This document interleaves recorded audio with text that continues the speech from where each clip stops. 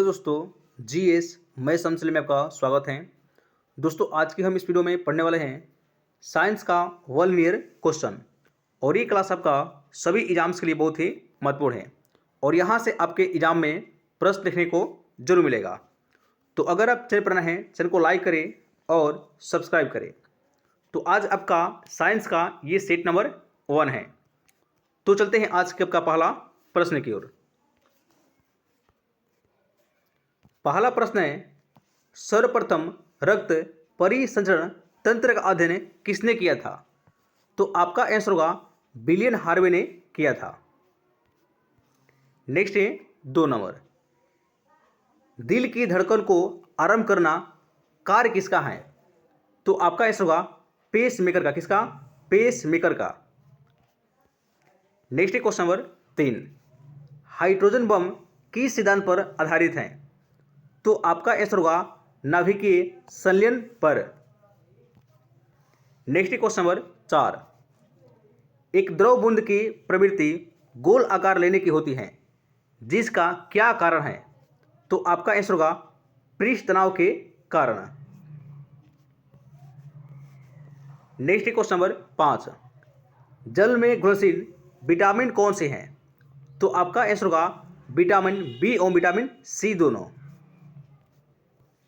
Next है, पृथ्वी का घूर्णन अक्ष इसकी कक्षा के तल पर लंबवत नहीं है, यह झुकाव किस लिए जिम्मेदार है?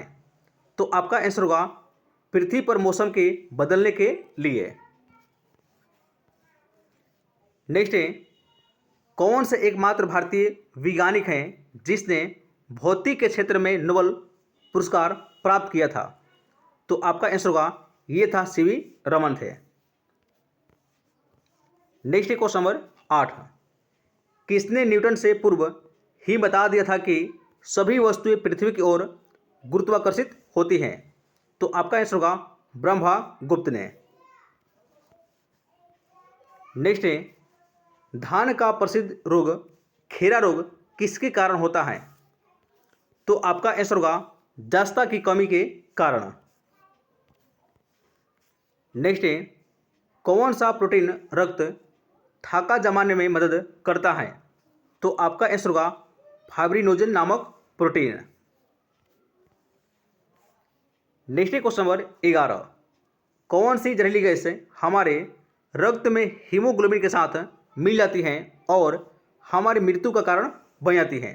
ये कौन सा गैस है? तो आपका आंसर होगा यह गैस है carbon monoxide. Next question number 12, झरने में जब जल ऊंचाई से गिरता है तब उस पर ताप पर क्या प्रभाव पड़ेगा? तो आपका आंसर होगा उसका ताप का होता है बढ़ जाता है। ये आपको याद रखना है। नेक्स्ट क्वेश्चन नंबर 13, चंद्रमा पर कोई भी अंतरिक्ष यात्री नली की सहायता से नींबू का शरबत नहीं पी सकता है, क्योंकि? तो आपका आंसर होगा चंद्रमा पर कोई भी वायुमंडल नहीं है। नेक्स्ट है, कौन सा जीव अपनी त्वचा से शोषण करता है? तो आपका आंसर होगा ये करता है केचुआ। नेक्स्ट है, शरीर के भीतर रक्त परिभ्रमण में समय कितना लगता है? तो आपका आंसर होगा लगभग 23 सेकेंड लगता है।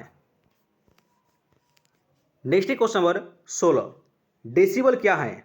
तो आपका आंसर होगा ध्वनि स्तर की एक माप है। Next question number 17, copper sulphate के विलयन में बिजली के वाहक क्या हैं? तो आपका आंसर होगा यह है आयन है। नेक्स्ट क्वेश्चन नंबर 18, मानव शरीर में परिसंचरण तंत्र के अंतर्गत रक्त महाधमनी में प्रवेश करती हैं, तो ये करती हैं बाएं सिरा से। नेक्स्ट है, आजकल कार्बन डाइऑक्साइड के उत्सर्जन में सर्वाधिक योगदान करने वाला देश कौन सा है? तो आपका आंसर होगा यह देश है संयुक्त राज्य अमेरिका। नेक्स्ट क्वेश्चन नंबर 20, वातावरण की परिस्थिति से बचने के लिए हर साल विशेष समय में दूर स्थानों के लिए उड़ान भरने वाले पक्षी क्या कहलाते हैं? तो आपका आंसर होगा उसे प्रवासी पक्षी कहा जाता है। नेक्स्ट है, जल का सर्वाधिक शुद्ध रूप क्या है? तो आपका आंसर होगा वर्षा का जल। नेक्स्ट है, मनुष्य में पाचन क्रिया कहाँ पर प्रारंभ होती है? तो आपका आंसर होगा मुख से। नेक्स्ट है, सोते समय रक्तदाब घटता है या बढ़ता है? तो आपका आंसर होगा घटता है। नेक्स्ट है, मानव रक्त का पीएच का मान कितना होता है? तो आपका आंसर होगा 7.4 होता है। नेक्स्ट है, सोडा वाटर में नींबू का रस डालते हैं तो बुलबुले निकलने लगते हैं क्योंकि इसमें होता है? तो आपका आंसर होगा उसमें क्षार होता है। नेक्स्ट है, कटे हुए सेब का रंग कुछ देर बाद भूरा हो जाता है क्योंकि वह वायु से क्रिया करके बना लेता है। तो आपका आंसर होगा यह बना लेता है iron oxide. Next question number 27, thyroid ग्रंथि से थायरोक्सिन स्रावित करने के लिए उत्तेजित करने वाला अंतःस्रावित हार्मोन कौन सा है? तो आपका आंसर होगा TSH hormone. Next question number 28, पाचन क्रिया में प्रोटीन किस पदार्थ में बदलता है? तो आपका आंसर होगा एमिनो अम्ल में। नेक्स्ट है, मुख से निकली लार पाचन करती है तो आपका आंसर होगा मंडको। नेक्स्ट है, रानीखेत बीमारी फैलती है तो आपका आंसर होगा वायरस के द्वारा। नेक्स्ट क्वेश्चन नंबर 31, आरबीसी का कब्रगाह या शमशान कहा जाता है? तो आपका आंसर होगा कहा जाता है प्लीहा को। नेक्स्ट है, गर्भाशय में विकसित हो रहे भ्रूण को किस संरचना द्वारा पोषण मिलता है? तो आपका आंसर होगा प्लेसेंटा के द्वारा। नेक्स्ट क्वेश्चन नंबर 33, गर्भाशय में शिशु के विकास की जानकारी हेतु किसका प्रयोग किया जाता है? तो आपका आंसर होगा अल्ट्रासाउंड का।